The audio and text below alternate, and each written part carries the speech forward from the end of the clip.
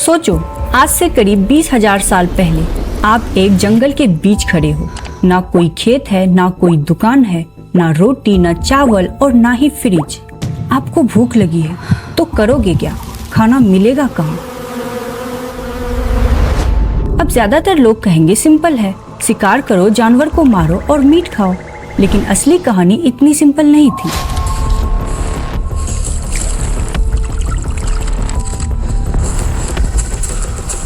जब साइंटिस्ट ने उस दौर के इंसानों की दांत, हड्डियां और दूसरे सबूतों को देखा तो एक सरप्राइजिंग पिक्चर सामने आई। We know very little about this time period, so no matter what it is, it's very exciting.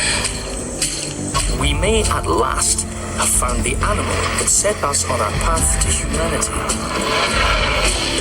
It's the only way we're going to piece together our ancestry and understand where we came from. ये लोग खाना ढूंढने के लिए सिर्फ बड़े जानवरों के पीछे नहीं भागते थे। कभी जमीन के अंदर खोदकर एक छोटी सी चीज निकालते, कभी पेड़ों के टॉप पर चढ़ जाते और कभी कभी तो ऐसी चीज खाते जिसके लिए आज हम सुपरमार्केट जाते हैं।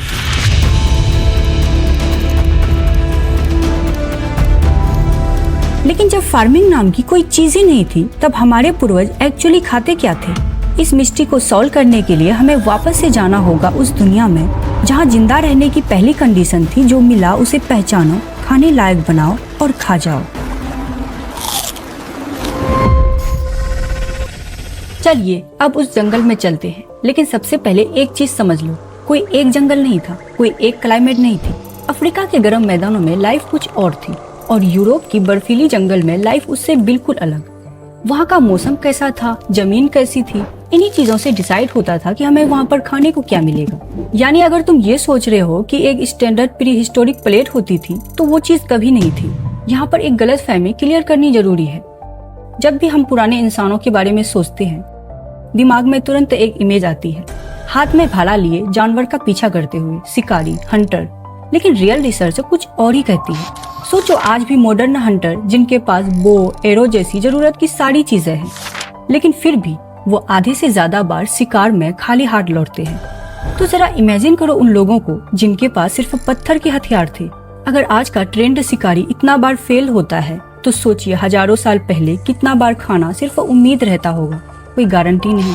अब सवाल ये है, अगर खाना इतना अनरिलेबल था तो उन लोगों ने आखिर सरवाइव कैसे किया? ये लोग सिर्फ हंटर ही नहीं, फोरेजर्स भी थे। मतलब ऐसे लोग जो अपने आसपास की पूरी दुनिया को पढ़ना जानते थे। कौन सा मौसम कब आता है, कौन सी चीज किस सीजन में मिलती है, क्या खाने लायक है और क्या जहर बन सकता है। ये कोई गैस वर्क नहीं थी, ये जनरेशन की ऑब्जर्वेशन थी जो एक इंसान दूसरे इंसान तक पहुंचाता था अपने अपने नॉलेज से। क्योंकि जंगल में हर चीज खाने लायक नहीं होती। कुछ पौधे दिखने में नॉर्मल लगता है, लेकिन अंदर से जहर से कम नहीं होता। और ये सब इन लोगों को पता होना जरूरी था, कब मिलता है, कहाँ मिलता है। इसी वजह से फूड सिर्फ एक डिनर नहीं थी, वो एक कंस्टेंट साल भर चलने वाला कैलकुलेशन था। जब बड़े जानवर नहीं मिलता, तब भी कुछ न कुछ जंगल में खाने लायक रहता ही। लेकिन सबसे बड़ा सवाल अब ये है, जिस टाइम खाने को मीट नहीं मिलता था, तभी वो लोग रोज पेट भरने के लिए आखिर खाते क्या थे?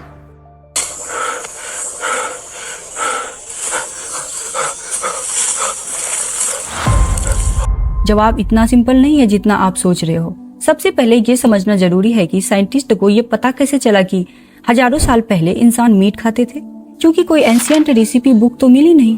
जवाब मिली हड्डियों में। जब आर्कियोलॉजिस्ट को जानवरों की पुरानी हड्डियां मिलती है, तो उन पर कभी कभी बिल्कुल साफ पतले पतले कट दिखते हैं। ये स्क्रैचेस रैंडम नहीं होता, ये एग्जैक्टली वैसा होता है जैसे कोई पत्थर के तेज औजार को यूज करके मांस को काट कर अलग कर दे। इथोपिया के गोना नाम की जगह पर ऐसी हड्डियां मिली है जो लगभग 2.6 मिलियन साल पुरानी है।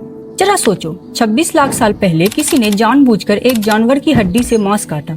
ये इंसान के मीट खाने का सबसे पुराना सबूत है जो हमें मिला है। लेकिन यहाँ एक और सवाल है, क्या उस टाइम आदि मानव खुद जानवर का शिकार करके खाता था, या फिर किसी दूसरे प्रेडेटर जैसे शेर या चीता का छोड़ा हुआ? ये डिबेट साइंटिस्ट के बीच कई सालों से चल रहा है और हॉनेस्टली अभी भी पूरा सच नहीं मिला, क्योंकि इसके दोनों तरफ एविडेंस है।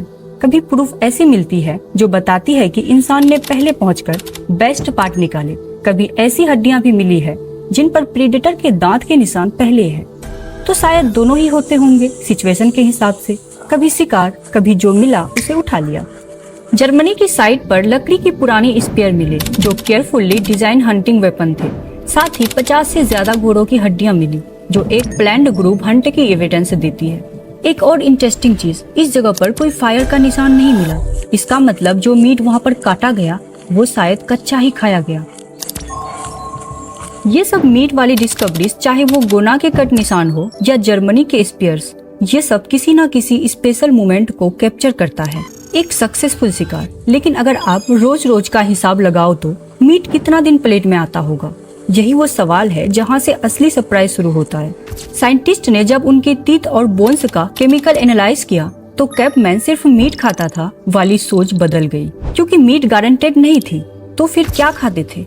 ये लोग बिल्कुल खाली हाथ तो नहीं बैठते होंगे। यहाँ पर एक चीज समझनी जरूरी है, जंगल में अगर शिकार फेल हो जाए तो अगला दिन भूखा नहीं गुजरता था, क्योंकि इनके पास एक दूसरा ज्यादा रिलेबल सोर्स था जो रोज अवेलेबल रहता, प्लांट्स। अब ये सुनकर लग रहा होगा कि सिर्फ फल वल खाकर गुजारा करते होंगे, लेकिन रिसर्च जो बताती है वो इससे कई ज्यादा सरप्राइजिंग है। मोरक्को की टफरो केव में 15,000 साल पुराने लोगों का आइसोटेप एनालिसिस हुआ। रिजल्ट में डाइट मोस्टली प्लांट पर बेस्ड मिली, जैसे अकॉर्न, पाइन नट्स, पस्तासियोस और वाइल्ड ओट्स। और एक बेबी के टीथ से पता चला कि उसे लगभग 12 महीने तक ब्रेड फीडिंग किया गया था। लेकिन अगर प्लांट से इतना इम्पोर्टेंट सोर्स था तो ये लोग जानते कैसे थे कि कौन सा फ्रूट खाने लायक है और कौन सी पॉइजन? यही तो असली स्किल थी, ऑब्जर्वेशन। कौन सा पेड़ किस महीने फल देता है, कौन सा जड़ खाने लायक है, कौन सी चीज दिखने में नॉर्मल लगती है लेकिन अंदर से खतरनाक होती है, ये सब नॉलेज एक जनरेशन से दूसरी जनरेशन तक पास होती थी। अब तक हमने देखा कि कैसे हमने शिकार के साथ साथ प्लांट से भी खाना का जुगाड़ किया, लेकिन जंगल की फूड स्टोरी यही खत्म नहीं होती। कुछ फूड्स ऐसे भी थे जिनके बारे में शायद आपने कभी इमेजिन भी नहीं किया होगा। उन्हें ढूंढना भी रिस्की था, खाना तो और भी अनएक्सपेक्टेड। साउथ अफ्रीका में स्वार्थक्रांस नाम की जगह पर जानवरों की हड्डियां से बने कुछ टूल्स मिले। साइंटिस्ट ने माइक्रोस्कोप से देखा तो इस पर ऐसे निशान बने थे जो बार बार मिट्टी खोदने से बनते हैं। जब एक्सपेरिमेंट किया गया तो सेम निशान मिले। इससे ये पता चलता है कि ये टूल जमीन खोदने के काम आते थे, खास तौर पर टर्मिंग के बड़े मिट्टी वाले घर खोदने के लिए। ये टूल लगभग 1.7 मिलियन साल पुराना है। और एक और इंटरेस्टिंग क्लू मिलता है। पैरांथ्रोपस रोबस्टस नाम के एक पुराने ह्यूमन रिलेटिव की बॉडी में घास जैसा केमिकल सिग्नल मिला। ये पॉसिबल एक्सप्लेनेशन ये है कि ये सिग्नल घास का नहीं था बल्कि उन इंसेक्ट का था जो खुद घास खाते थे। ये अभी प्रूवन नहीं है, लेकिन इंसेक्ट इस पजल का एक पॉसिबल आंसर हो सकता है। यानी बड़े जानवर ना मिले तब भी इंसेक्ट से प्रोटीन मिल ही जाता। लेकिन अगर तुम्हें लगता है कि ये सबसे अनएक्सपेक्टेड फूड था तो रुको, इसके आगे जो है वो इससे भी ज्यादा रिस्की था। स्पेन की एक गुफा में दीवार पर लगभग 8,000 साल पुरानी पेंटिंग है, जिसमें एक इंसान रस्सी के सहारे जंगल में मधुमक्खी की छत्ते तक चढ़ रहा है।